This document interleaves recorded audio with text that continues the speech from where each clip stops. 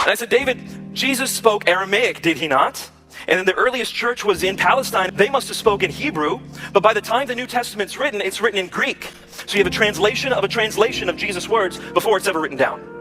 And then the New Testament that lasted the longest period of time in the church was not actually in Greek, it was in Latin. So you have another translation, and it's in Latin for 1,000 years before it comes into German, and from German it goes into English. You got so many versions of the Bible. How can I know which one is actually the Word of God? Now that had worked on many Christians, and I was ready for him to crumple under the weight of my argumentation. But David looked at me and he said, Nabeel, let me ask you a question. Just a few minutes ago, I heard you speaking to your mom on the phone. Was that in English? I said, no. And he said, but when you told me what she said, you told me in English. Was that a corrupted translation? No. He said, Nabeel, when you are multilingual, you can take a message that's given in one language and accurately translate that message into another language, and you've preserved the message.